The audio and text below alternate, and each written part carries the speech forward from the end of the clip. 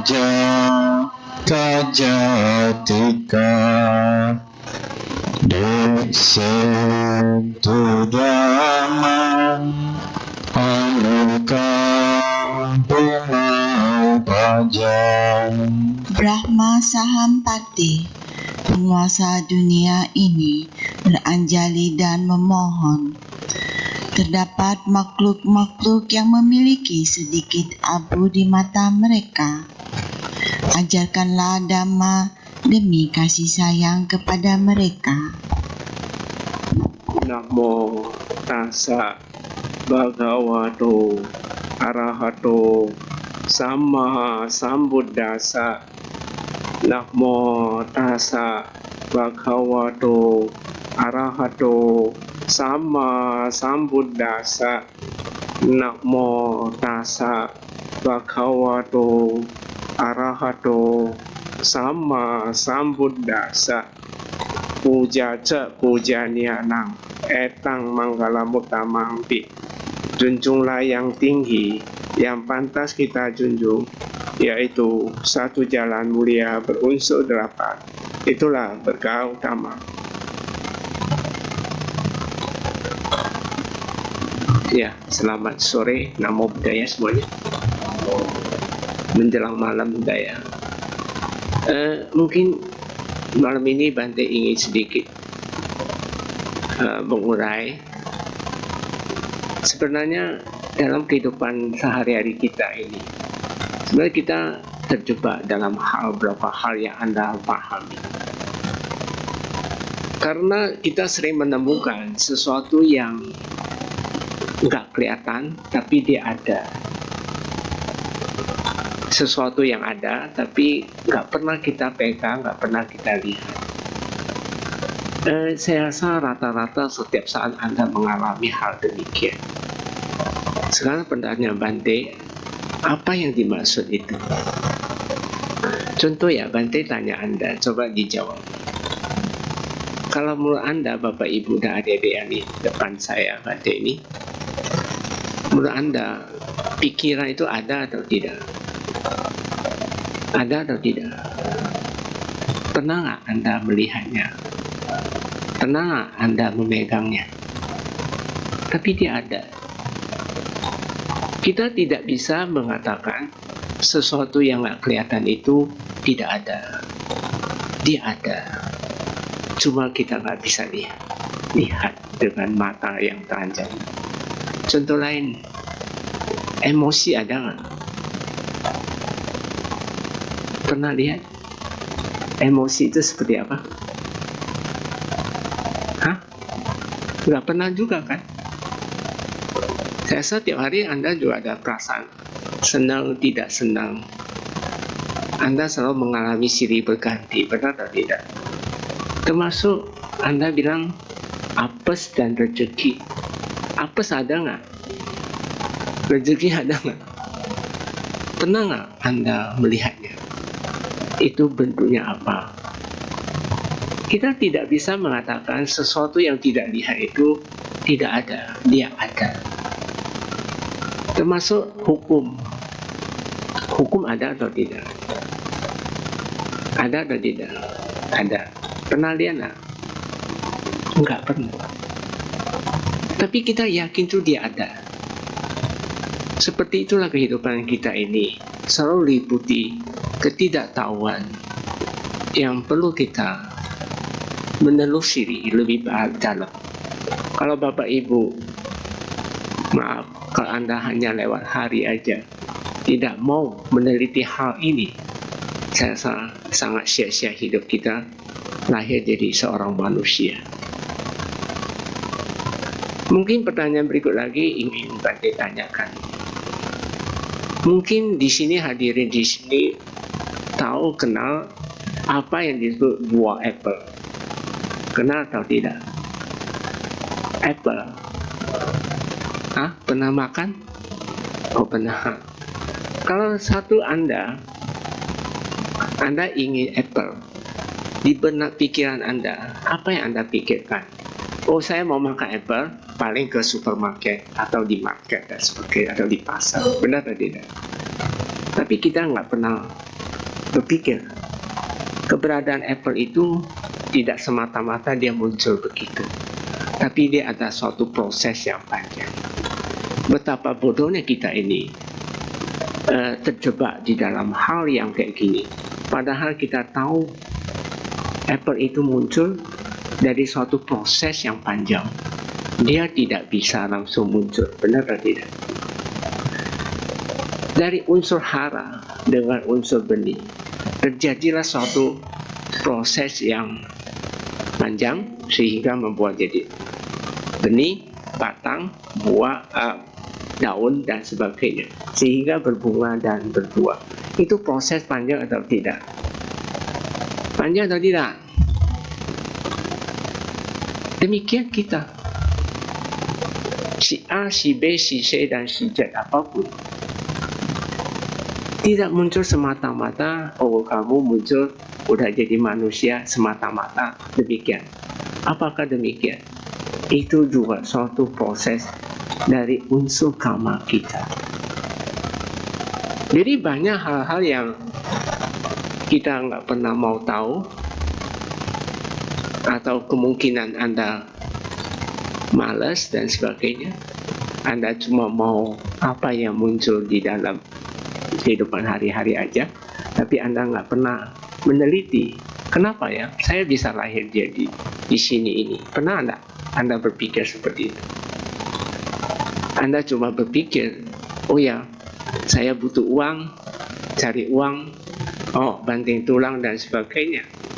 Mungkin Anda bisa mengorbankan diri Anda, mungkin cara menipu, berbohong dan sebagainya. Benar atau tidak? Apakah itu bahaya atau tidak? Coba dijawab. Apakah itu membuat Anda di depan ini ada jurang buat Anda?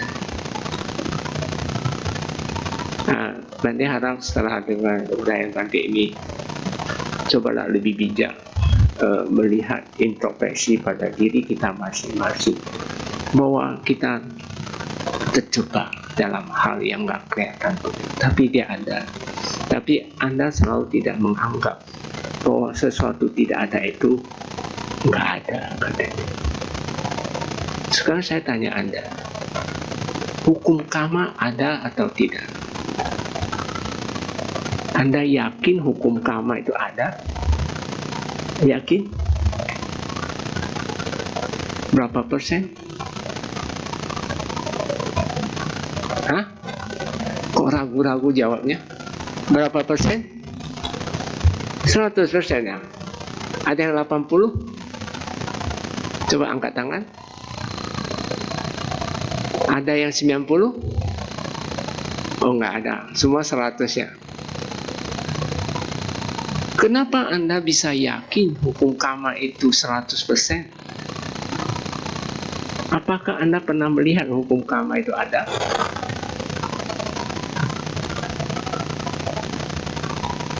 Tapi kita bisa rasakan keberadaannya. Seperti contoh, Tuhan ada atau tidak menurut Anda? Ada atau tidak? Ada atau tidak? Ada kan? Tapi nggak pernah kelihatan. Semua pendiri agama besar, beliau menggunakan bahasa lokal. Kalau Islam menggunakan bahasa Arab, benar atau tidak?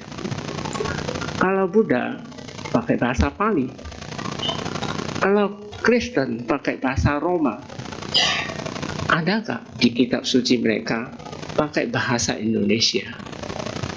Nggak ada. Tuhan itu kata bahasa Indonesia. Jadi semua agama punya konsep ketuhanannya. Anda setuju semuanya? Kita punya konsep. Harusnya semua agama itu sama konsep ketuhanannya. Tidak beda. Made pernah tanya seorang dia Muslim, pernah nggak kamu ketemu Tuhan? Dia bilang nggak pernah. Jadi kita lihat konsep ketuhanan Tuhan itu sesungguhnya tidak dilahirkan. Anda setuju semuanya? Kalau dilahirkan, apa beda dengan diri kita? Sama atau tidak? Ada papa mama? Benar? Berarti memang Tuhan nggak dilahirkan. Tuhan pun tidak dicipta. Kalau dia dicipta, berarti ada yang menciptakannya. Benar atau tidak? Jadi, karena tidak dilihat dan tidak bisa tidak dicipta, berarti dia adalah sebuah hukum, yaitu hukum alam.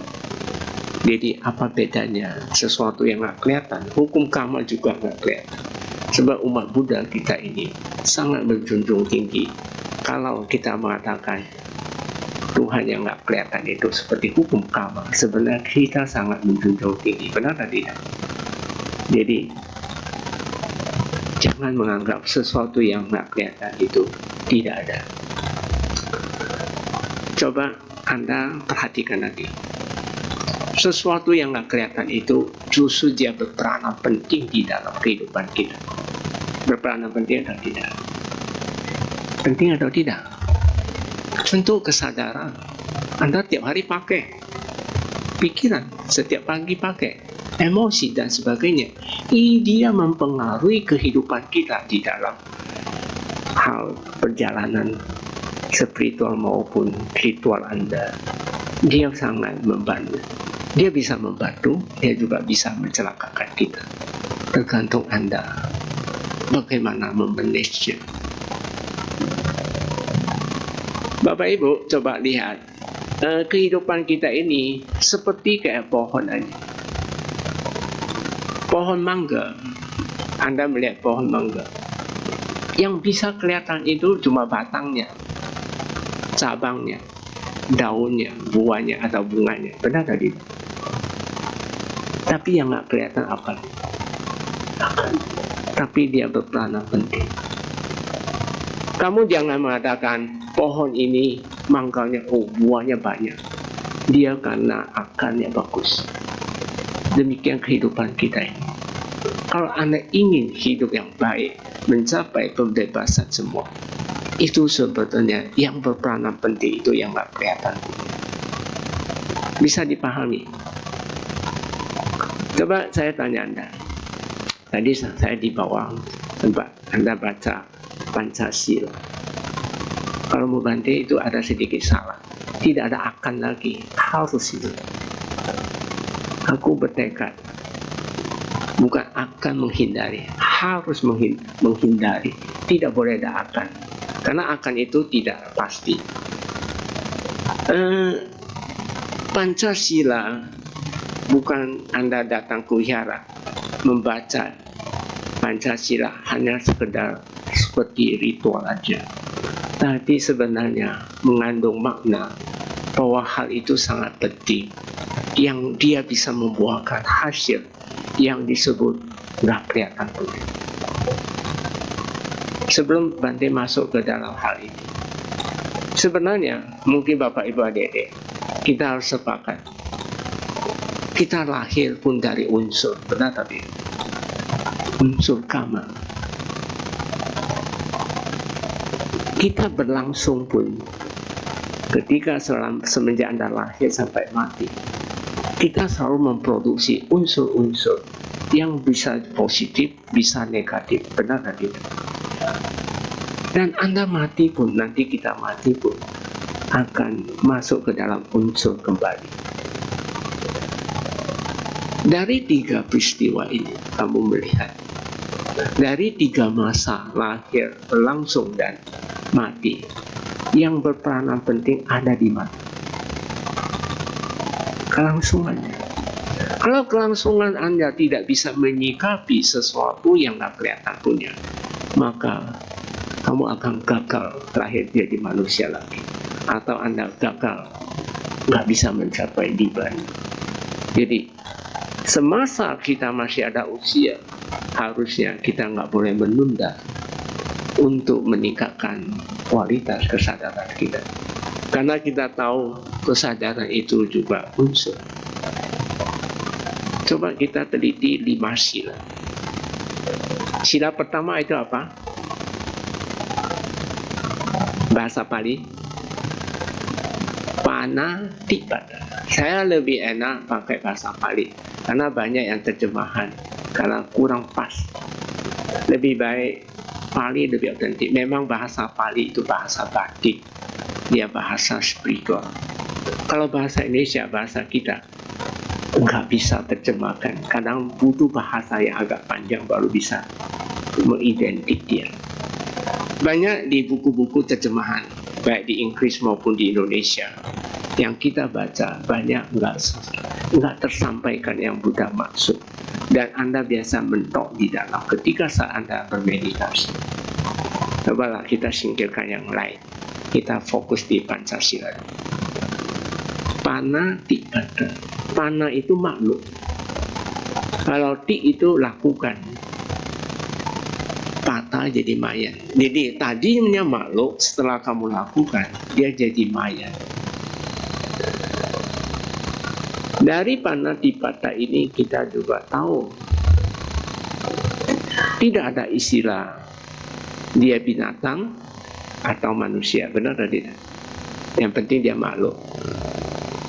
Tidak ada istilah dia besar atau kecil, yang penting dia makhluk, benar atau tidak? Jadi kalau Anda membunuh, pasti akan membawa satu resiko yang bisa membuahkan hasil kamu usianya pendek dan sebagainya. Lalu sila pertama penting atau tidak kita jalani? Penting? Apakah cuma penting? Sangat penting? Sangat penting? Atau sangat-sangat penting? Benar atau tidak? Kok nggak jawab? Sangat penting. Jadi nggak boleh akan, udah harus. Benar atau tidak? Sila kedua apa? Adina dana. Adina dan adina itu tidak diberikan. Dana mengambil. Anda mengambil sesuatu benda yang tidak diberikan. Berarti istilahnya mencuri. Tadi yang sila pertama, Bante tanya Anda, kalau bunuh diri termasuk langgar sila keberapa? Pertama. Adina dana, contoh yang lain, kalau Anda jambret, termasuk menyolong, termasuk menyolong, atau mengkutil termasuk nggak? Mengkutil itu artinya ya orang nggak melihat tapi Anda nyimpan.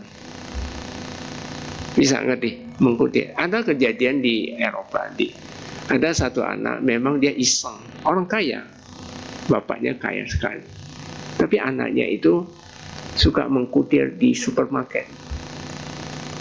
Tapi bapaknya berpesan pada pegawai lah di sana, kalau anak saya ambil silakan diambil, nanti saya bayar. Kalau membantu itu didikannya salah sekali. Jadi Bapak Ibu jangan mendidik anak seperti yang demikian. Itu tidak membawakan kemajuan untuk si anak, bahkan menjadi parah. Jadi mengkutil itu juga termasuk Anda telah melanggar sila keberapa? Lalu akibat pelanggaran sila kedua, kita bisa sangat miskin sekali. Percaya atau tidak, dia akan berdua. Karena tadi Anda menjawab Anda percaya 100%. Anda harus paham, karma itu sesuatu yang nggak kelihatan, pasti dia ada. Jadi jangan salah bertindak. Apapun yang kita lakukan sekarang ini, dia nggak bisa langsung berbuah. Dia harus satu kehidupan. Cuma di balik itu kita dapat kondisi-kondisi yang baik untuk diri kita. Yang jelas reputasi nama Anda sangat baik. Jadi Ingat, contoh ada pernah satu orang romo, dia mengatakan 80%, 20% Bante tanya dia di kemana. Ternyata dia melihat sendiri.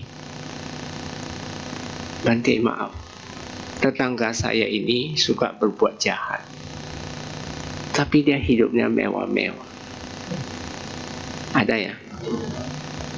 Hukum karma di mana? Nah, ini Anda telah miss pengertian tentang hukum karma. Hukum karma gak seperti yang Anda, oh hari ini saya buat langsung dapat. Ini ada satu ilustrasi untuk Anda.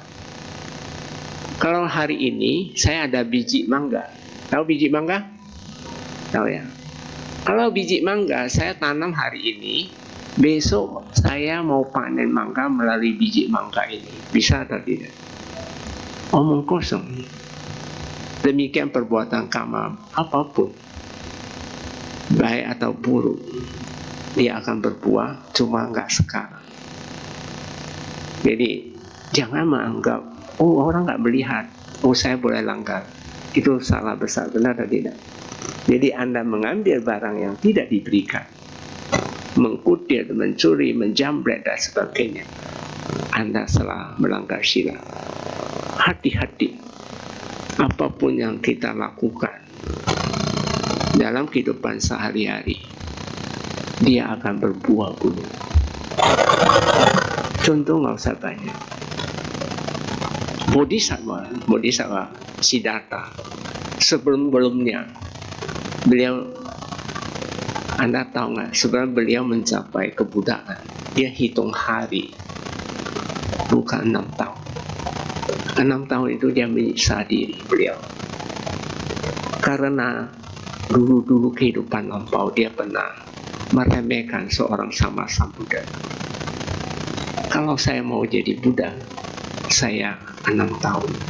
Akibat ngomongnya ini, maka dia tidak ketemu titik terang. Jadi hati-hati Bapak Ibu Adik, jangan coba-coba menyumpah orang. Nanti Anda kena sendiri. Jangan coba-coba berkata yang tidak baik maupun pikiran yang tidak baik, dan dia akan berbuah punya. Akibat perbuatan, akibat ngomongan dari Bodhisattva ini, ketika saat mau mencapai pencerahan, beliau harus alami penyiksaan diri dengan pandangan-pandangan salah. Jadi kalau Anda bisa muter sana muter sini, gak bisa mau mencapai kesucian, bukan salah siapa-siapa, salah diri Anda. Harusnya Anda memperbaiki diri. Sekarang masuk sila ketiga. Apa itu? Kamesu micacara. Kamesu bahasa Pali artinya hubungan kelamin. Jadi sila kedua penting ya, penting kan? 1, 2 penting. Sila ketiga. Kamesu itu hubungan kelamin. Mica itu salah. Cara lakukan. Jadi Anda melakukan hubungan kelamin yang salah. Kalau menurut Vinaya, hubungan kelamin yang salah, walaupun seorang pria wanita suka sama suka, tapi dia tidak melakukan upacara adat atau upacara keluarga, atau ada pihak 3 catatan sipil, dia lakukan hubungan kelamin, dia itu termasuk pelanggaran sila ketiga. Bisa dipahami? Jadi kalau Anda belum diresmikan, Anda hubungan kumpul kebu yang sekarang disebut suka sama suka, lalu Anda lakukan hubungan, itu pelanggaran sila keberapa? 3. Ya, yang Anda sudah pernah lakukan, sebaiknya harus mengekang diri, kendalikan.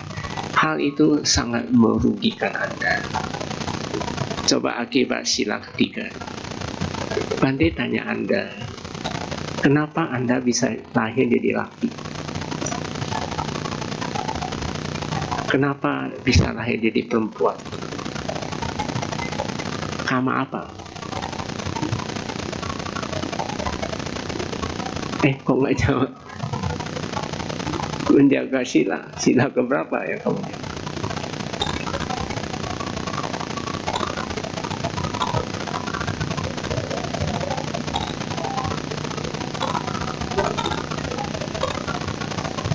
nggak rusak. Oh, nama siapa nih? Oki. Oh, nggak rusak ya artinya.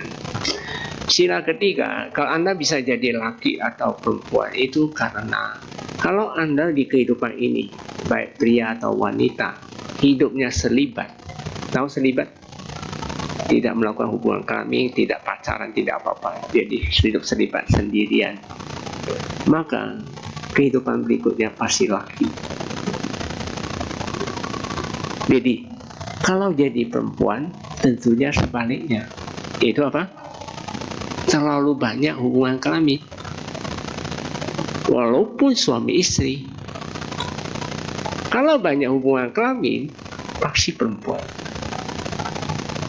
Baik seorang pria banyak hubungan kelamin pasti perempuan. Termasuk perempuan, yaitu perempuan tetap. Bisa ngerti ya kan? Lalu kalau LGBT gimana? Tahu LGBT apa? Lesbian, gay, bisex, transgender. Transgender hanya laki yang baru bisa. Kenapa bisa terjadi hal demikian?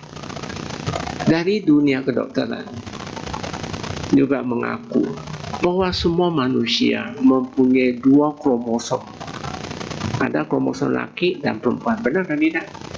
Yang laki itu apa? Yang ada panah ke atas, ya, bulat panah atas. Yang perempuan yang bulat plus bawah. Benar?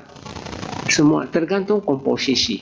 Kalau dia lakinya 80%, dia tulen laki.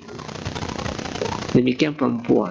Kalau 80% perempuannya, dia tulen perempuan. Lalu ke LGBT, ya 4951. Ya, itu lebih kurang seperti ini. Menurut Anda sila 3 penting nggak ada? Sangat penting. Jadi bukan akan lagi, harus saya jalani. Benar atau tidak? Benar? Sila keempat apa? Musa wada. Musa itu bohong, wada itu ucapan. Jadi Anda ucapan bohong. Ucapan bohong ada 4 kategori ucapan bohong. Satu disebut pisuna. Pisuna waca, memfitnah orang. Anda tahu memfitnah? Tahu memfitnah? Memfitnah, menuduh. Bisa dikatakan Anda lihat, Anda bisa saksi palsu juga termasuk memfitnah. Contoh, melihat bilang tidak lihat. Tidak lihat bilang lihat. Itu termasuk musawadah. Parusa waca yang kedua, yaitu apa? Ngomong besar. Nggak bisa bilang bisa. Yang bisa bilang nggak bisa. Sekarang banyak ya. Karena males. Suruh kerja apa? Oh, nggak bisa saya. Padahal dia bisa. Berarti bohong atau tidak? Bohong atau tidak? Ngomong kasar juga termasuk. Ngomong kasar, Anda suka marah-marah, apapun suka bentak-bentak, itu juga termasuk parusa waca. Yang ketiga itu sampah palapa, gosip. Tahu gosip? Sekarang banyak yang gosip nggak? Di sini ada yang gosip? Hah? Pernah gosip? Nggak mau ngaku aja ya. Gosip ada. Gosip akibat semua. Itu termasuk pelanggaran sila keberapa? 4. Dan berbohong itu sendiri. Jadi 4 kategori kalau kamu lakukan, itu Anda telah melanggar sila keempat. Akibat ngomongan sila 4, kita punya bentuk tubuh yang nggak baik dan sebagainya. Khususnya di bagian mulut Anda dan sebagainya. Itu semua akan membawa akibat yang besar. Jadi sila keempat penting atau tidak? Penting? Penting. Jadi jangan langgar. Sila kelima apa itu? Sura meraya maja. Sura meraya maja. Pamadatana. Pamadatana dunia, lemahnya kesadaran. Ada 3 kondisi. Memang di buku nggak diterjemahkan majanya. Jadi Anda teliti, maka terjemahan buku itu kadang-kadang tidak otentik, maka saya pakai bahasa Bali. Sura itu penyulingan. Penyulingan yang mengandung adjektif ketagihan itu nggak boleh. Dia bisa lemahnya Anda. Yaitu contoh narkoba, morfin, dia termasuk nggak? Atau angciu. Anda mau masak, kalau orang hamil biasanya masak angciu, tapecu itu kan boleh, harus masak, tidak boleh mentah-mentah dimakan. Anda kalau mentah-mentah makan, berarti Anda langgar sila keberapa? Kelima. Kalau Anda penyulingan, minyak kayu putih juga penyulingan, benar tadi? Jadi, kalau namanya penyulingan, itu bisa berupa makanan, minuman, pemakaian. Jadi sebenarnya 5 sila sangat lengkap sekali sih, kalau Anda bisa urai dengan baik. Lalu neraya. Neraya itu ragi, segala bentuk ragi. Anda pernah makan tempe? Sering ya? Tempe. Kalau tempe, Anda tahu cara buat tempe? Tentunya kedelai dimasak dulu, lalu dibentuk satu tempat, lalu dikasih ragi. Nah, ini raginya yang nggak boleh. Jadi tempe, tape itu udah termasuk di dalamnya. Nah, untuk itu Bante Saranda harus melalui masak, dikukus, digoreng dan sebagainya. Mau kukus boleh, goreng boleh, rebus boleh, mau ditumis juga boleh. Kalau nggak melalui proses kayak gini, Anda telah melanggar sila keberapa? 5. Maja. Maja itu mabuk kepayang. Mabuk kepayang ini dia bisa berupa ucapan, bisa berupa pikiran, bisa berupa tindakan. Contoh ya, Anda mabuk judi, termasuk nggak? Termasuk belakang main judi, main game, termasuk nggak? Mabuk cinta, termasuk nggak? Masuk. Mabuk main game, mabuk judi, itu semua termasuk. Baik Anda contoh, Anda ngoceh sendiri di rumah, itu juga termasuk Anda langgar sila 5. Kata Sambuddha, sila 5 dilanggar, semua sila akan terlanggar. Banyak orang nggak hati-hati. Jadi kepala dari 5 sila, itu kepalanya ada di nomor 5. Jadi kendali nomor 5 dengan baik, maka sila Anda yang lain-lain akan berangsur-angsur baik. Bisa dipahami. Jadi sila 5 itu kepalanya. Jadi jangan menganggap saya menjalani 5 sila itu nggak ada apa. Sebenarnya 5 sila kalau kamu jalani, Anda telah berbuat baik. Karena 5 sila adalah semua intinya dari semua perbuatan baik. Jadi kalau Anda bisa taat 5 sila dengan baik, sesungguhnya kita telah berbuat baik dan akan membawa akibat yang baik. Karena 5 sila menyangkut diri kita, menyangkut orang lain, dan menyangkut semua orang. Benar atau tidak? Jadi 5 sila jangan dilanggar.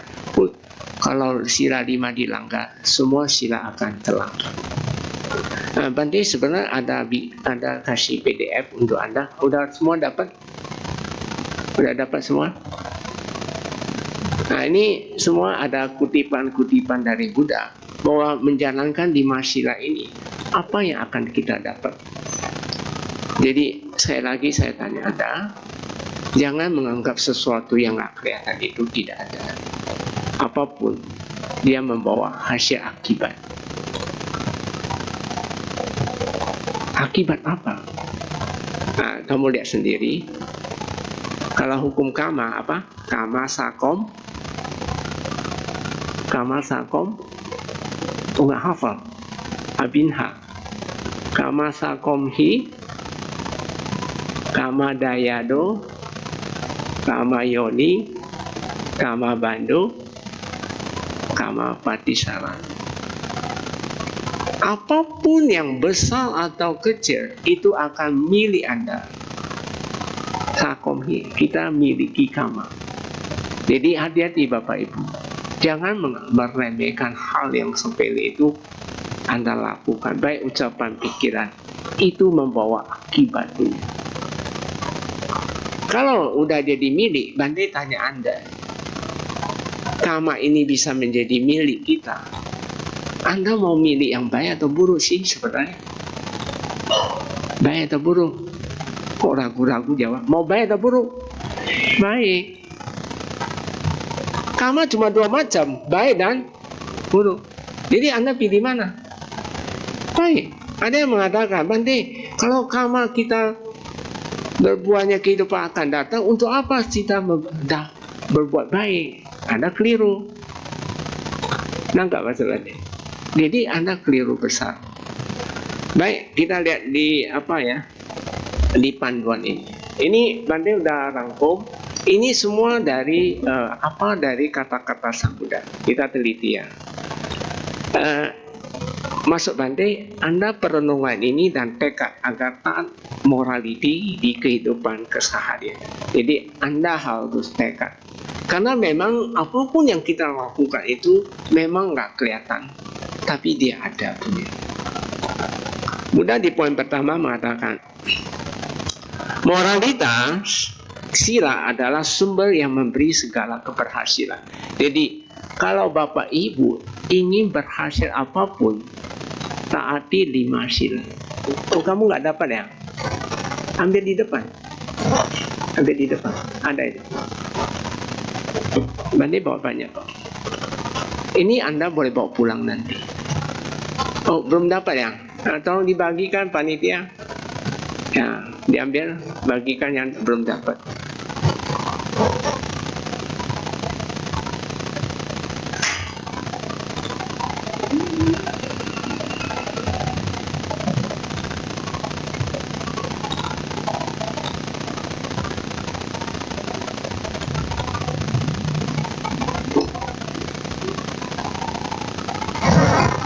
Nanti Anda boleh bawa pulang kenang-kenangan. Udah di laminating lagi.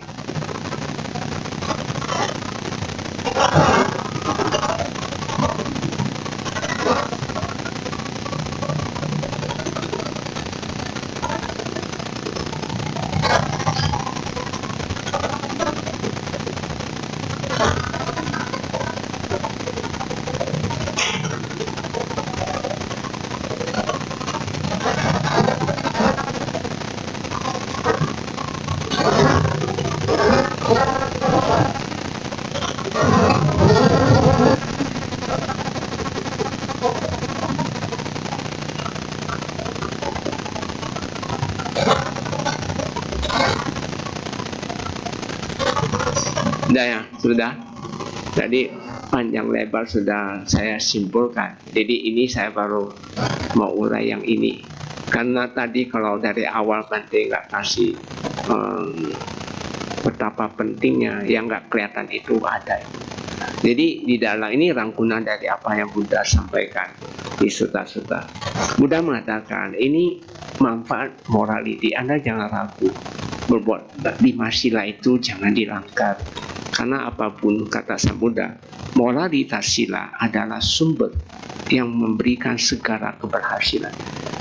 Anda kalau ingin berhasil, kalau Anda kehidupan ini Anda tidak berhasil, apapun yang Anda inginkan nggak tercapai, bukan karena salah siapa-siapa, karena di kehidupan lampau Anda pasti melanggar sila, termasuk cacat dan sebagainya. Saya yakin Anda punya planning. Kita ini kan bukan kelahiran terakhir, benar atau tidak? Kita masih ada kelahiran, kecuali kehidupan ini Anda berjuang mencapai arahat. Kalau Anda mencapai arahat, udah nggak kelahiran lagi. Dan kalau masa ada kelahiran, masa Anda punya cita-cita mau lahir di alam neraka? Saya rasa nggak ada yang mau. Atau lahir jadi manusia cacat, mau atau tidak? Kan nggak mau. Atau lahir jadi manusia jadi LGBT, mau atau tidak? Kan juga nggak mau. Kalau nggak mau, iya, itulah jalan 5 sila. Buddha mengatakan, yang pertama, sila adalah sumber yang memberikan segala kebaikan. Sumber, ingat ya, sumber. Kalau berarti sumber, berarti itu segalanya. Nggak bisa, dia datang dari sana.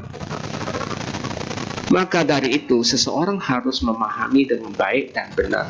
Kamu harus memahami baik dan benar, sudah saya sampaikan tadi, Bante sudah sampaikan. Serta membiasakan diri untuk melatih diri agar taat melaksanakan moralitas sila dalam kehidupan sehari-hari hingga muncul kecerdasan dari dalam hati. Nanti Anda secara objektif, Anda selalu meneliti 5 sila itu harus secara objektif, tak bisa dengan subjektif.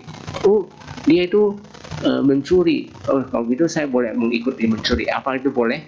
Tidak. Anda bisa mengatakan tidak, karena apapun yang kita ucapkan dalam ucapan dari pikiran, dia akan membuahkan hasil karma punya. Jadi kalau Anda sebenarnya selalu mengatakan, kalau di dalam kehidupan sehari-hari Anda bilang, oh nanti meditasi, saya nggak bisa, itu kata-kata nggak perlu diomong. Kalau kamu di sini bilang nggak bisa, nanti semua nggak bisa kerja. Karena bos kita itu ada di mana? Otak itu. Maka Buddha bilang, pikiran adalah pemimpin. Pemimpin dia mimpin kita. Lalu propori. Jadi kalau kita tahu demikian, bos kita ada di mana? Di otak kita. Jadi kalau Anda di sini udah bilang nggak bisa, anak buah nggak mau kerja, benar atau tidak? Jadi harus bilang bisa. Setuju? Karena dia pasti membuahkan hasil. Yang kedua, Buddha mengatakan menjaga moralitas sila adalah pintu gerbang kebijaksanaan. Kenapa? Saya mau tanya Anda. Kita lihat sila, samadhi, panyaya. Panya memang nggak boleh diterjemahkan kebijaksanaan. Sebenarnya dia akibat kesadaran meningkat. Jadi kebijaksanaan ini muncul karena kesadaran meningkat. Akibat dari Anda jalani sila. Karena dasar membentuk samadhi itu dari morality dulu. Sila dulu harus pure dulu. Memang nggak kelihatan punya. Jadi kalau Anda di dalam meditasi mau melihat sesuatu itu Anda bodoh sekali. Meditasi nggak melihat, tapi kita mengetahui prosesnya. Dari muncul, berlangsung, dan lenyap. Nah itu butuh Anda praktekkan. Tapi kalau Anda nggak mau praktekkan, tentunya nggak bisa ada hasilnya. Jadi kata Buddha, dia itu pintu kebijaksanaan. Artinya karena kita jalani moralitas, dia mendukung meditasi kita baik. Ketika kartu meditasi baik, kamu lenyapkan kilesa, itu kesadaran meningkat otomatis. Jadi kata Sang Buddha, kalau menjaga moralitas itu adalah pintu gerbang. Tahu pintu gerbang? Cara membuka Anda mencapai kesucian itu datang dari sana. Pintu gerbang. Oke ya. Kenapa? A, kekaguman atau pujian. Kamu akan dikagum orang, kamu akan dipuji orang. Kalau soal kemakmuran, Anda akan mendapatkannya, dan kesejahteraan, Anda akan hidup dengan kecukupan. Jadi banyak orang selalu mengatakan, Bante, kalau nggak ada duit bagaimana? Anda keliru besar. Kenapa Bante mengatakan? Seperti tadi, akar yang paling penting. Dia menentukan. Harusnya kita menanam akar, menjaga akar itu subur, baru bisa dapat hasil yang baik. Anda nggak usah ngeluh, oh saya selalu nggak dapat penghasilan yang baik. Bukan karena apa-apa, karena akarnya nggak beres. Coba beresin akar, nanti akan dapat. Anda setuju semuanya? Beri pupuk, beri apa, pasti dia berbuah banyak, benar? Betul ya? Jadi kekaguman, kemakmuran, kebahagiaan di surga setelah meninggal dunia. Jadi kalau Anda jalani 5 sila dengan baik, ya kalau bisa meningkat 8 sila. Samanera sila atau biku sila, bikuni sila. Itu 5 sila itu nyangkut 3. Kalau sila ke-6 dan seterusnya itu sebenarnya untuk diri kita. Bagaimana membanggarin kita supaya kita bisa beresin kita punya kekotoran. Jadi contoh ya, seorang biku dia pakai jubah itu sebab pagar. Dia pagar, kalau pagar kita udah dikurung, jadi binatang nggak masuk kan, nggak ada yang mengganggu, nggak bisa merusak benihnya. Nah, di dalam kita ini masih kotor. Nah, kita beresin, fokus di sini di dalam beresin. Maka kesucian nibbana pasti Anda dapat. Jadi ini sebenarnya ada strategis bagaimana cara kita bisa lepas dari cengkraman kekotoran batin kita. Jadi kalau Anda tetap nggak mau lakukan, tentunya nggak dapat. 3. Seorang yang tanpa moralitas sila berperilaku buruk. Itu kalau Anda tidak melakukan 5 sila perilaku buruk. Kata Buddha, secara otomatis menyingkirkan teman-teman baik. Jadi makanya ada istilah, kalau anaknya Anda tahu anak kamu baik atau tidak, Anda lihat temannya. Kalau temannya suka langgar sila, kamu punya anak pasti langgar sila punya. Jadi kalau dia bergaul sama suka perokok, dia pasti merokok itu. Nangkap maksudnya? Jadi teman baiknya, kalau Anda suka berbuat jahat, pasti cari di lingkungan jahat punya, benar? Kalau semut merah, dia pasti tidak cari di lubang semut hitam. Dia pasti cari lubang semut merah, benar atau tidak? Sama, kalau anak kamu itu jahat, dia pasti cari orang-orang jahat punya sebagai teman. Nangkap maksud Anda? Jadi secara otomatis di sekitar ini kamu semua bukan orang baik. Selalu memiliki reputasi buruk, nama baik kamu hilang. Memiliki nama buruk dan celaan di sepanjang umur. Jadi sepanjang umur Anda dicela. Oh, ini anak jahat, benar atau tidak? Kalau Anda suka berbuat baik, oh ini anak baik loh, ini anak tulen, anak saleh dan sebagainya. Nah, nanti tergantung lagi kamarnya. Pergaulan sangat penting. Hati-hati ya, maaf ya, saya sedikit ada satu pengalaman. Ketika Bante ke Cirebon Anda, saya kunjung ke lapas. Ada satu anak muda, usia baru 20 tahun. Dia masuk penjara, dia terjebak. Ceritanya banyak, panjang kalau saya cerita di sini. Tapi intinya, dia terjebak di pergaulan di internet. Dia kebetulan yang dia gaul itu seorang bandar narkotika. Satu saat dia kasih dia cuan banyak, ada caranya yang dia kasih dia uang semua banyak. Jadi dia tertarik. Nama anak masih 20-an, dia sangat tertarik dengan kegiatan, dengan uang segitu gede itu. Lalu dia satu saat dia pinjam KTP itu. Dia pinjamin KTP ini, dia gunakan untuk sewa apartemen, tapi memproduksi narkoba. Jadi ketika polisi geprek, yang menyewa yang kena, dia sendiri yang kena. Nah, ini banyak hal-hal anak-anak Anda, jangan cuma bisa lahirin anak, tapi nggak bisa ngawasi. Anak ini harus dididik, harus dia memiliki bakti. Anda tahu bakti nggak? Bakti itu apa? Bakti itu apa? Apa itu bakti? Ini kok bengong? Apa itu bakti?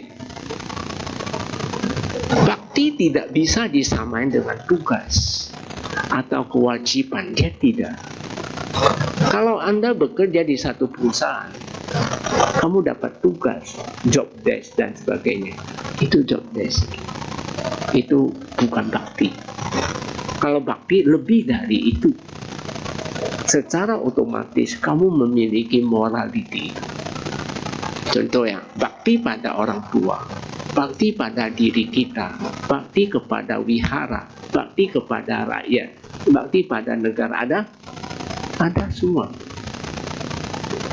Yang disebut bakti itu, Anda harus mengarah diri Anda ke jalur yang terang, bukan mengarah diri Anda ke jalur yang gelap. Jalur yang terang itu taat 5 sila, suka meditasi. Sila samadhi panjang, itu jalur yang terang sekali, terang benderang untuk Anda.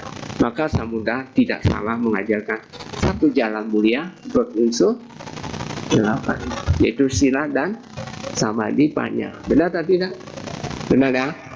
Setuju ya yang di belakang? Baik. Kalau Anda reputasi buruk, kalau sebaliknya seorang yang tekun dalam pengendalian diri dengan morality sila, berperilaku baik, maka secara otomatis memiliki banyak teman-teman yang baik. Jadi secara otomatis kalau Anda suka berbuat baik, saya yakin kamu, teman Anda sekitar itu semua orang baik-baik. Makanya kau bergaul sama Bante pasti baik-baik. Kau bawa sama orang lain, belum tentu dia bisa arah kamu yang jahat-jahat. Hati-hati memilih temannya. Dan reputasi akan jadi baik, memiliki nama baik, kemasyuran dan pujian di sepanjang umur. Tapi ya sangat riskan kadang-kadang Bante mendengar di luaran. Ada anak senang meditasi, tapi orang tuanya melarang dia. Saya geleng kepala, ini orang tua apa itu?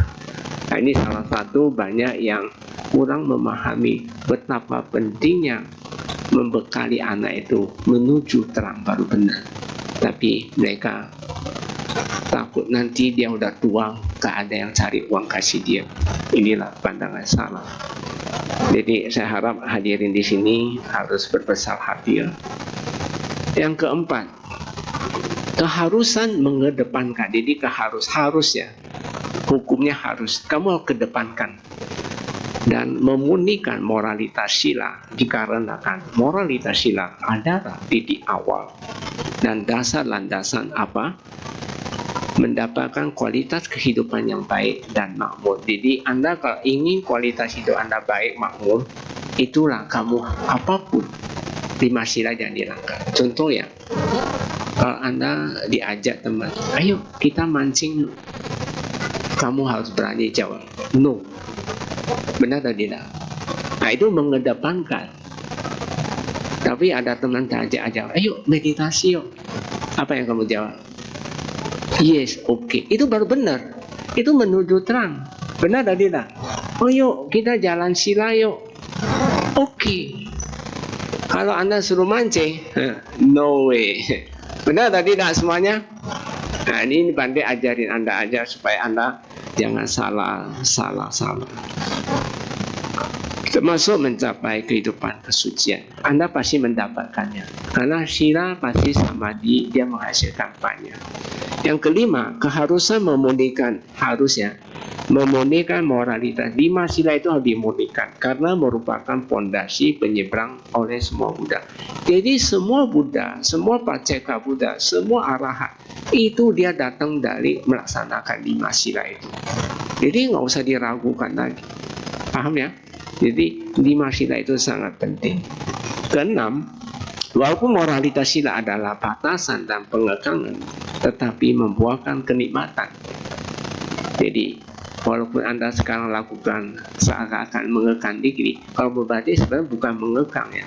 Justru kita membatasi kita jangan termasuk ke dalam jurang.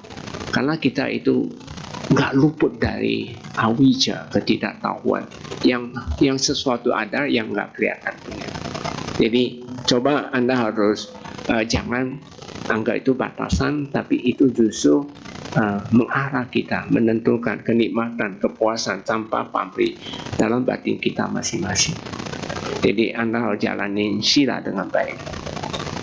Yang ketujuh, termasuk yang kan setengah tahun lalu kejadian banyak anak-anak muda bunuh diri, loncat-lontai dan sebagainya. Sebenarnya nggak perlu itu. Ada seorang perempuan usianya 22 tahun, dia pacaran kalau nggak salah 7 bulan, 5 bulan dia hamil. Akhirnya dia loncat dari 22 lantai di tempat kuliahnya. Ini hal terjadi karena mereka misunderstand tentang masalah sila moralitas, khususnya anak-anak muda. Hati-hati, jangan membunuh diri, itu bukan keputusan yang tepat, karena Anda termasuk melanggar sila keberapa? Tapi yang jelas, karena melalui sila kelima mabuk cinta, benar atau tidak? Karena mabuk cinta lah, baru dia semua sila dilanggar. Jadi sebenarnya akal-akalnya dari sila kelima. Jadi yang mabuk-mabuk. 7. Moralitas sila dapat membawa seseorang menguar artinya terkenal, bisa mencuat. Jadi Anda kalau misalnya kehidupan ini Anda tidak terkenal, berarti Anda perbaiki 5 sila Anda. Sering-sering meditasi. Kalau Anda nggak bisa meditasi, cari Bante. Nanti saya ajarin Anda dengan baik. Asal Anda serius ya, kalau nggak serius ya nggak dapat. Ke segala penjuru arah. Anda pernah dengar Dhammapada? Bunganya Tatagara tidak bisa menembus arah angin. Pernah dengar? Tapi harumnya kebajikan bisa menembus arah angin. Jadi kalau Anda nggak bisa terkenal, bukan salah apa-apa, karena kehidupan lampau Anda melanggar sila kelima. 5 sila itu dilanggar. Ke-7, moralitas sila dapat membawa seseorang membuat. Yang pertama, kalau Buddha moralitas sila adalah kekuatan. Kalau dia 5 sila diibaratkan sebagai kekuatan, kata Buddha, itu nggak ada yang tanding. Kalau soal kekuatannya, panco Anda kuat, paling 5 sila nggak ada yang tandingkan. Kalau dia bagaikan jira baju tempur, dia menakjubkan dan damai. Kalau Anda bertempur sama orang, 5 sila itu sangat manjur sekali. Kalau dia bilang diumpama sebagai senjata, dia senjata yang terbaik untuk menyeberang, untuk mencapai nibbana. Kalau dari jembatan, dia jembatan yang kuat. Kalau bagaikan perhiasan, perhiasannya sangat indah. Jadi umpama ini sebenarnya sangat merinding kita. Betapa pentingnya 5 sila itu dijalani. Kalau kita lihat aroma, kata Buddha, nggak ada tandingan aromanya. Kalau dibilang wewangian, dia wewangian terbaik. Anda suka apa? Ibu-ibu suka parfumnya, kalah. Parfum pun kalah dengan jalani 5 sila. Kalau Anda jalan 5 sila, itu ganteng sendiri. Sampai tua pun Anda ganteng sekali dan selalu wangi. Jadi nggak usah takut dengan jalani 5 sila, tapi harus samadhi. Nah, 5 sila tanpa samadhi, dia pincang sekali.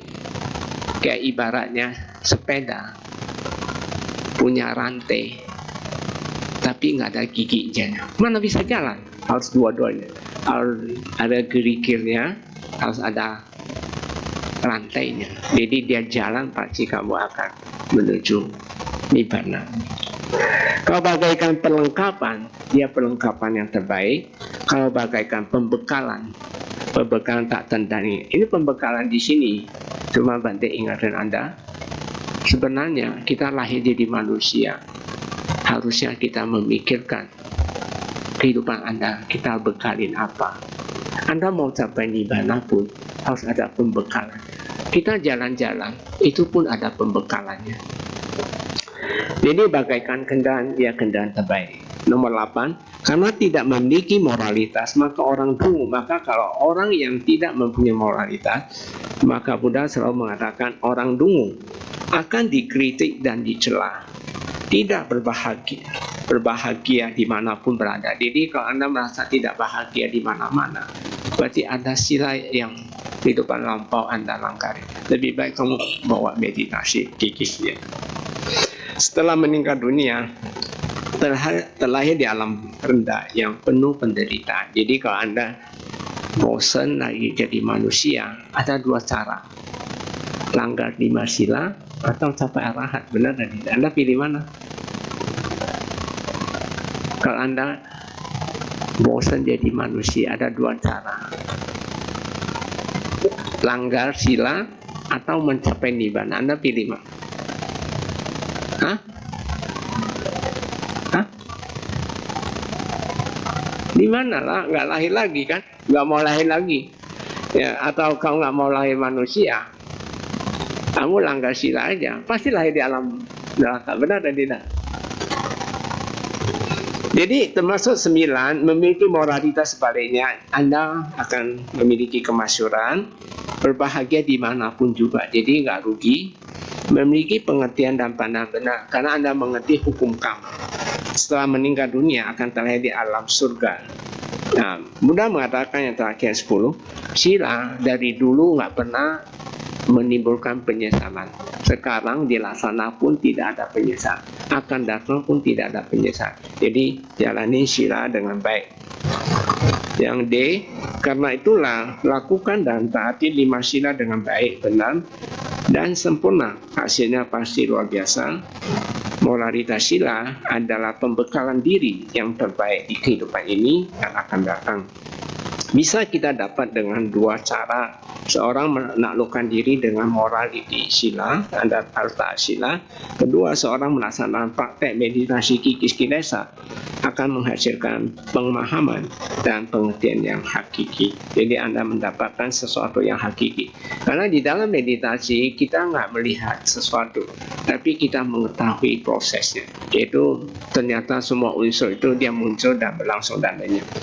Yang F, seseorang yang telah memiliki pemahaman dan pengertian yang hakiki atau dhamma, sesuatu yang harus dilampaui dengan hasil meditasi kikis kilesa, ia adalah yang terpuji, teruji, dan tertinggi. Jadi secara otomatis kalau Anda ingin dipuji, Anda teruji dan tertinggi, Anda harus taat 5 sila dan ditambahkan meditasi. Ada pertanyaan? Mungkin sesi pertanyaan. Saya cukup.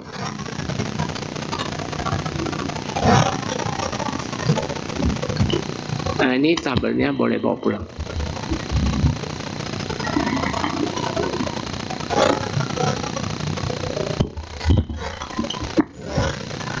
Baik Bapak Ibu, kita memasuki sesi tanya jawab. Tanya jawab bisa melalui lisan atau tertulis. Lisan dengan cara Bapak Ibu angkat tangan, nanti kita akan panggil untuk maju ke depan. Sedangkan apabila tertulis, Bapak Ibu bisa WhatsApp ke nomor yang ada di layar 081199210098. Baik, sambil menunggu pertanyaan masuk, kita nyanyikan satu buah lagu bersama-sama. Para petugas dipersilakan.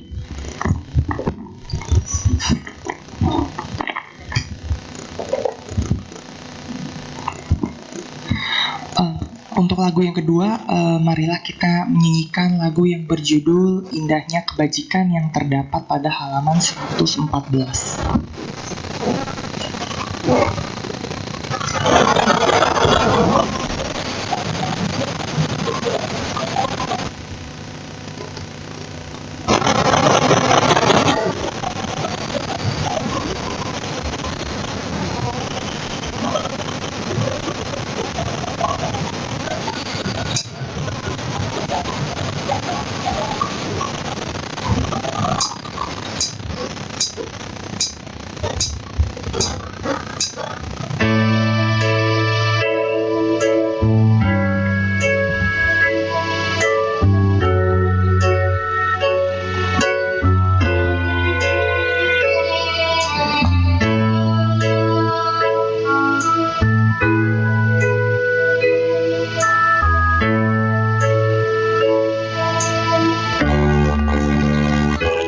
Janganlah pernah kau berharap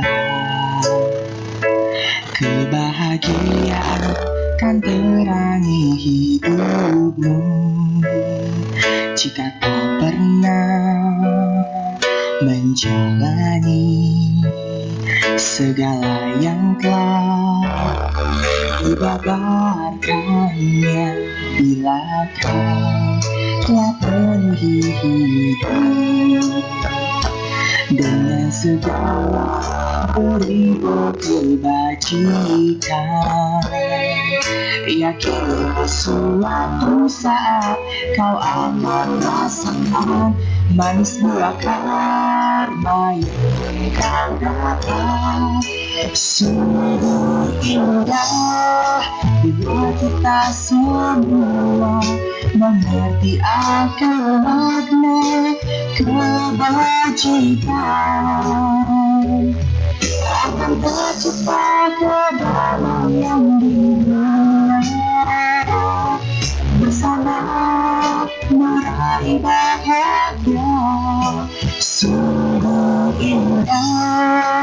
Marilah kita semua saling memanjatkan cinta dan kasih pada semua makhluk di alam semesta. Semoga mereka berbahagia.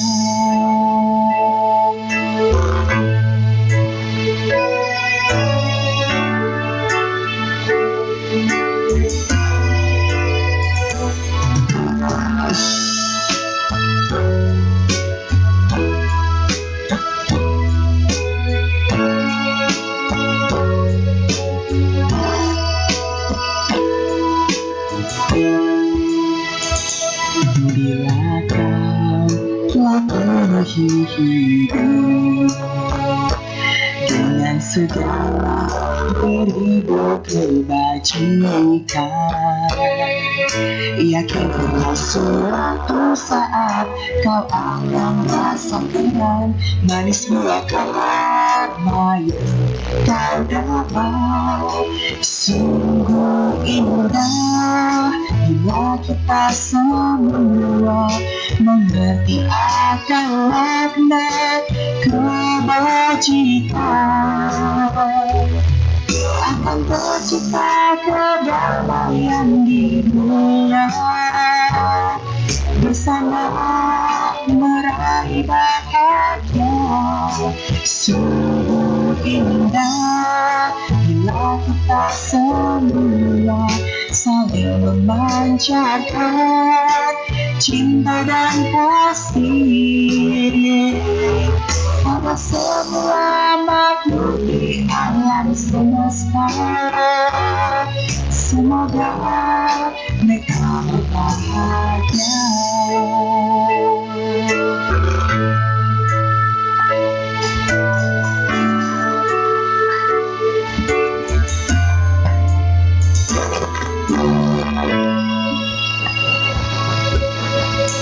Izin ada pertanyaan, Bante. Ya.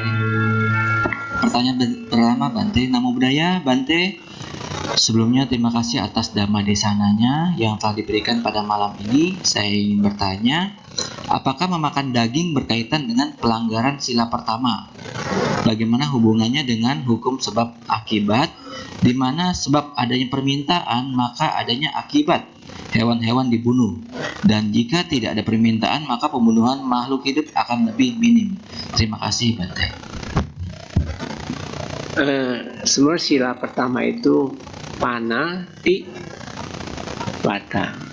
Tadi makhluk, lalu kamu lakukan jadi mayat. Jadi intinya sih membunuh, termasuk Anda memesan. Memesan itu termasuk Anda melanggar sila pertama. Jadi kalau masalah makan daging dan sebagainya itu tidak termasuk di sana. Jadi kalau bagi Anda yang ingin mempraktekkan tidak mau makan daging, silakan aja. Karena di Winaya di sana Sang Buddha pernah diajukan oleh Dewa Datta, ada 5 pertanyaan yang ada 5 usulan ditolak oleh Sang Buddha. Bukan tolak artinya terserah kepada yang mempraktekannya, termasuk makan daging dan sebagainya, vegetarian. Itu Dewa Datta yang pernah. Tapi Buddha mengatakan itu tidak diharuskan, tidak bisa tertulis di dalam Vinaya. Tapi tergantung Anda, kalau jika Anda mau ya silakan, nggak mau juga nggak masalah. Yang penting kamu tidak pesan maupun kamu tidak ada melakukan sendiri. Ya, ini jawaban Anda. Sebelum saya bacakan pertanyaan kedua, apakah ada pertanyaan lisan? Ya. Apakah ada yang ingin maju? Oke, apabila tidak ada, saya bacakan yang kedua. Selamat malam, Bante. Mau bertanya, kalau melakukan hubungan seksual di luar nikah dengan pacar, tapi sebetulnya ada rencana nikah atau komitmen untuk menikah, apakah tetap melanggar? Ya, kalau belum ada upacara, ingat ya, belum ada upacara berarti tetap melanggar atau tidak? Ya, walaupun rencana, tapi Anda belum lakukan, belum ada upacara, jadi tetap melanggar. Itu menurut Vinaya. Oke?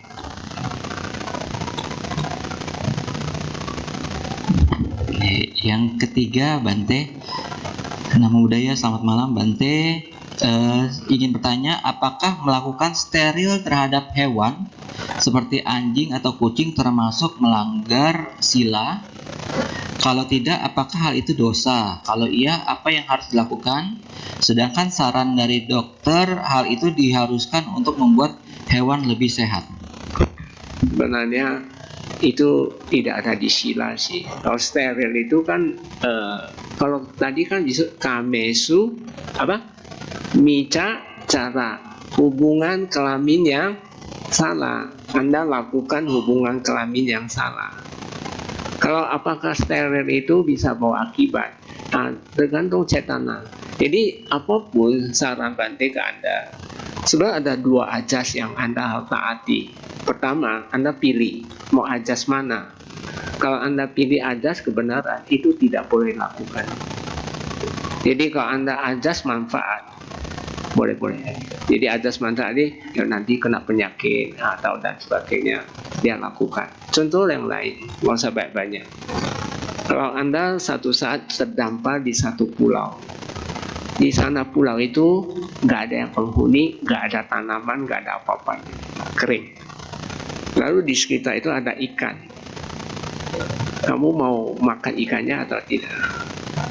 Itu pertanyaan nggak beda jauh sih, sama aja. Jadi pada saat itu kamu harus pilih, kamu mau ajas kebenaran atau ajas manfaat. Kalau kamu mengatakan ajas kebenaran pun nggak masalah sih. Justru Anda membela, menjalani, itu juga membawa manfaat. Contoh ya, banyak kasus di zaman Sang Buddha. Ada seorang anak pemuda, dia itu dari keluarga yang mampu, keluarga yang kaya, tapi anaknya cuma satu-satunya. Setelah bertemu Sang Buddha, Buddha membabarkan Dhamma, dia sangat tertarik. Lalu dia berkeputusan jadi biku. Ditapis jadi biku, lalu dia praktek meditasi, tidak tidur, tidak makan, tidak minum. Dia membela meditasi dari pagi sampai sore, 3 hari dia masuk angin, dia meninggal. Ketika saat dia meninggal, yang uniknya si satu, beliau terlahir di Tawatimsa, jadi raja Saka. Jadi Raja Saka itu nggak gampang loh menjadi Raja Saka. Dia lahir di Raja Saka. Ketika rakyatnya itu atau dewa-dewa itu melihat raja yang baru ini kok bingung dia. Loh, akhirnya dikasih kaca. Ketika kaca dilihat, dia itu kok pakai mahkota dan sebagainya. Bukan biku dia. Loh, tadi saya biku kok sekarang nggak biku. Jadi sebenarnya di dewa tidak ada sangga, hanya di alam manusia. Nah, ini cuma info aja. Kalau ada kesempatan jadi anggota sangga juga apa salahnya? Itu karena juga termasuk kesempatan untuk kita menjalani parami. Jadi dia kaget, lalu dia ingat Sang Buddha. Dewa ini mengatakan, ini raja kita ini dia nggak tahu dia udah meninggal. Akibat yang saya ingin sampaikan, akibat dia membela meditasi, dia bukan lahir di alam neraka, tapi dia lahir di apa? Jadi Dewa Saka. Hebat. Jadi ada benarnya, tergantung Anda pakai. Kalau Anda ajas kebenaran, nggak salah juga sih. Kamu pakai ajas manfaat, ya boleh-boleh aja, tapi tetap berbuah. Contoh lainnya, Anda mungkin sudah tahu ya, sudah sering belajar kasus Robin Hood. Tahu Robin Hood? Robin Hood itu artinya dia rampok orang kaya, dia kasih orang miskin. Pertanyaan, apakah udah bisa impas? Hukum karma tidak ada mengenal hal pengimpasan, nggak ada. Tetap berbuah. Dia merampok akan berbuah rampoknya. Tapi dia berdana, dia akan berbuah. Tergantung kekuatan mana yang mana muncul dulu. Yang bisa menyelesaikan masalah mereka itu dia sendiri harus melalui vipassana, kikis kilesa. Itu selesai. Oke ya, ini jawaban Bante.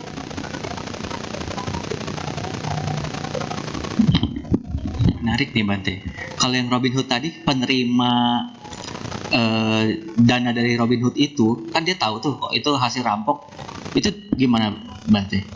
Nggak masalah kan, dia kan, kalau kita berita cerita bahwa Robin Hood itu dia tetap berbuat. Kalau yang menerima, dia kan bukan mencuri kan. Oh, walaupun dia tahu itu hasil mencuri, tidak masalah ya Bante? Nggak masalah lah. Jadi kalau mau dimasalahkan, kalau gimana uang itu banyak, ada aja uang nggak haram juga banyak ya. Ada yang dana kuihara juga, benar.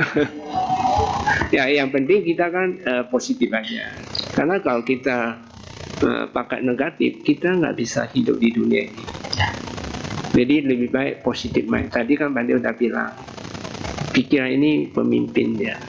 Jadi kalau ini saran aja, Anda jangan coba-coba menyumpahin orang walaupun hal yang sepele, atau Anda jangan iseng-iseng orang. Oh kalau saya mau gini, itu akan ada akibat. Jadi kalau Anda tidak imbangi dengan jalan sila, nggak imbangi dengan meditasi, nanti jangan mengeluh ya, kehidupan akan datang. Ada satu orang, ya saya nggak sebut namanya, dia cacat lahirnya. Cacat. Ini cacat karena langgar sila 5. Karena mabuk itu.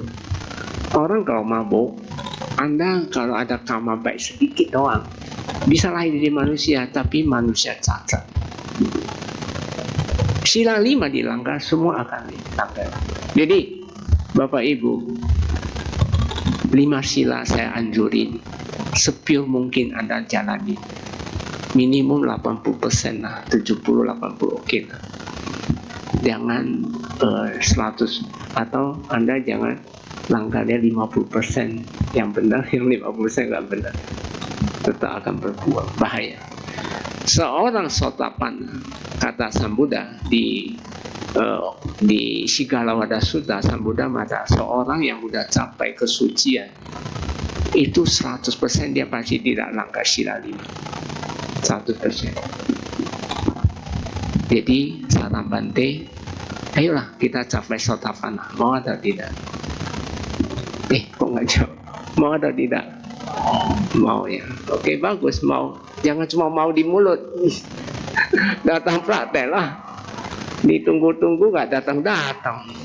Tapi nggak apa-apa, terserah Anda. Saya saran aja, itu cuma hanya saran, karena banyak hal yang kita terjebak dalam kehidupan kita ini yang nggak kelihatan itu, tapi dia ada, tapi dia yang berperanan penting di dalam kehidupan kita. Jadi kita bisa lahir cacat, bisa lahir dengan aneh-aneh, fisik yang sakit dan sebagainya. Termasuk Anda banyak penyakit itu dari sila.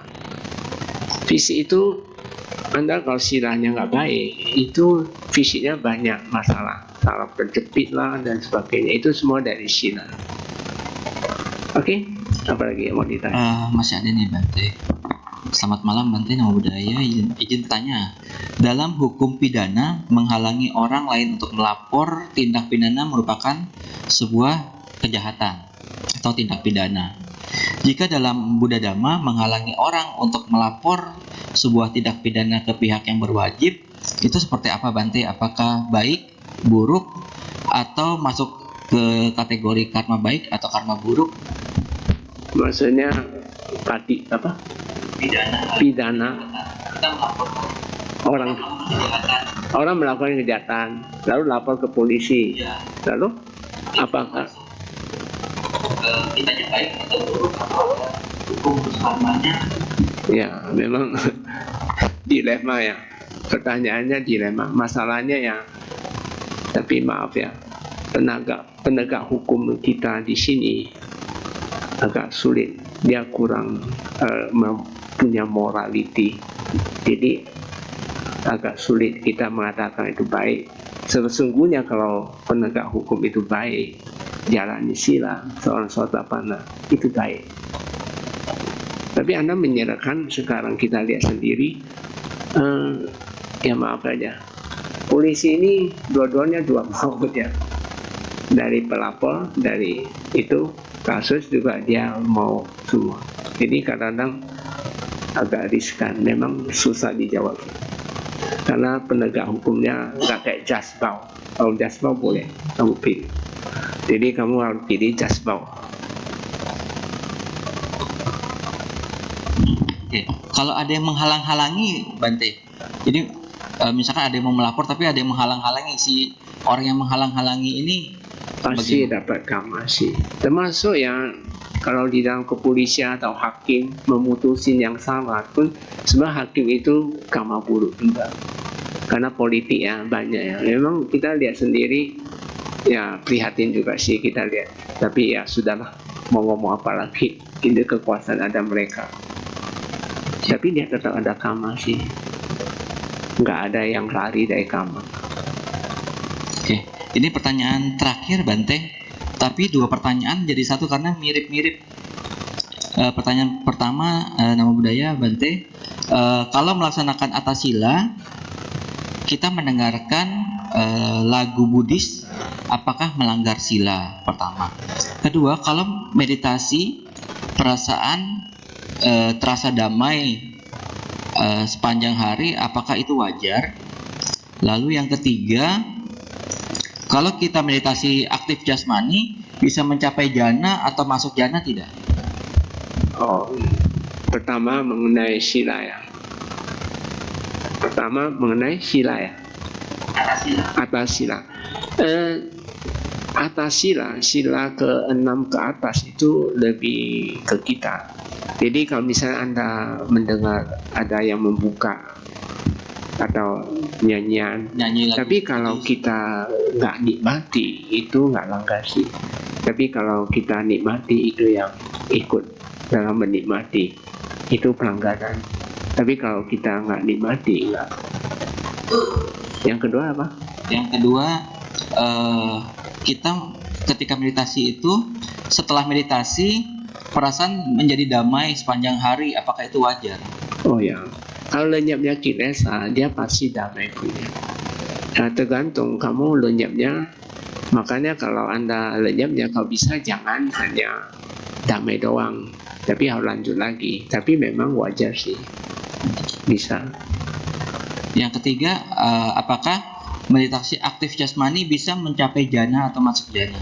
Oh, mungkin pengertian jana Anda paham. Apa yang disebut jana? Jana itu dia ada dua, apana sama kanika. Contoh ya, apana ini kamu megang objek yang tidak gerak. Biasanya yang kamu pakai itu objek yang bukan gudang kama kita, yaitu contoh sinar, warna dan sebagainya. Nah itu dia bisa apana. Tapi kalau kita objeknya nama rupa, semua gudang kama, kita bisa tahu bagian rahang atas, pipi kita tahu aja. Itu termasuk jana juga sih, kita mau, tapi kita sesaat aja. Jadi pertanyaannya ini, Anda yang mau masuk ke jana yang mana? Kalau Anda disuruh jana yang mencerap, bisa bantai dimensi, Anda tahu nggak? Melatih contoh, melatih kita lihat api ya, lilin kita lihat tanpa mata melotot, kamu menyerap dia lilin, lalu sudah terserap tergambar di dalam batin Anda tutup mata, kalau atau apinya masih tetap di situ, nah itu jana 1 sih, jana 1, jana 2 udah ada sih. Jadi menurut Bante, kalau Anda tujuannya untuk mengisi kekuatan batin, cukup kanika samani. Jadi jana sebentar doang, tapi kita enggak, kita tahu perhatian rahangata jelas, pipi kita jelas, itu termasuk jana, tapi kita kanika samani. Ya bisa kok. Demikian pertanyaannya, Bante. Mungkin ada penutupnya, Bante? saran Bante cuma satu, jangan lengah bahwa apakah dalam kehidupan sehari-hari itu kita nggak luput hal yang nggak kelihatan punya. Jadi jangan coba-coba langgar sila, taat sila, lalu banyak meditasi.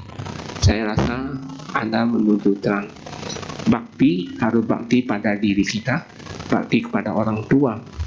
Bakti ke orang tua bukan hanya kasih makan atau minum, tempat tinggal aja. Bakti pada orang tua itu Anda mengarah orang tua Anda menuju terang, yaitu ajak dia berdana, metta, sila, samadhi, 4 itu. Kalau Anda bisa mengajak orang tua menjalani, tentunya Anda sendiri harus menjalani dulu. Jadi bakti pada diri, bakti pada orang tua, bakti ke wihara pun Anda harus mengarahkan umat yang datang tetap mentaati 4 itu, berdana, metta, sila, dan samadhi.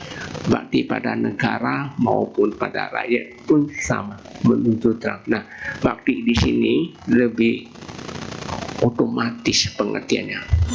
Jadi kita dari kebiasaan udah terpati di dalam, itu akan muncul disebut bakti itu. Nah, bakti itu dalam bahasa Pali itu cetana. Nanti dia akan menolong Anda. Penolong pertama justru cetana, kata Samudra. Jadi kamu mau berbuat jahat, di sini ada cetana, oh nggak boleh. Nah, itu penolong pertama, benar atau tidak? Kalau orang tua belum tentu nggak bisa nolong. Mungkin orang tua jauh dari kita juga nggak bisa. Dan juga orang tua kalau lagi galau bagaimana? Dia juga nggak bisa arahin Anda. Jadi lebih baik munculkan bakti pada diri Anda. Baru bisa Anda bakti pada orang tua, negara, wihara, dan sebagainya. Itu akan berkembang secara otomatis. Intinya, bakti itu menuju terang. Saya rasa cukup ya. Sabe sata, bawantu sukikata. Semoga semua makhluk hidup berbahagia. Dan ini ada di belakang ini ada urai tentang sifat-sifat dari unsur-unsur dari kesadaran jasmani dan pikiran. Anda waktu udah nggak bisa Bante bahas, Anda bisa baca sendiri. Kalau nggak ngerti nanti datang ke tempat Bante. Anda boleh bawa pulang.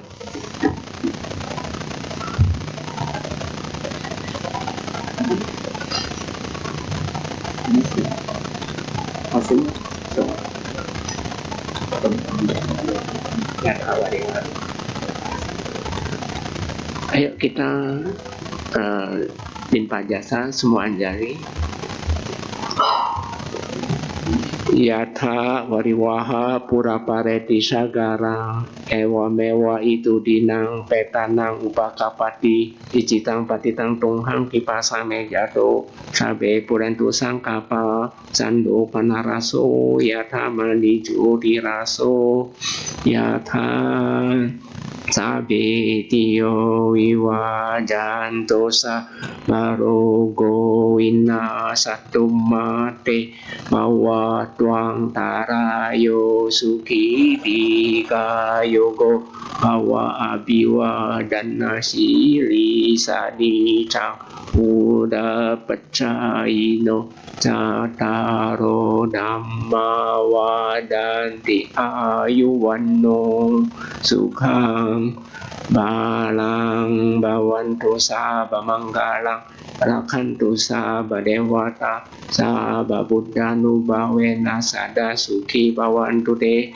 bawantu sabha manggalang rakhantu sabha dewata sabha dhammanubhavena sada sukhi bawantu te bawantu sabha manggalang rakhantu sabha dewata sabha sangganu bhavena sada sukhi bawantu te. Ya, semoga tercapai cita-cita. Terima kasih Yang Mulia Bante Gunasi Retera atas damai sana dan blessingnya.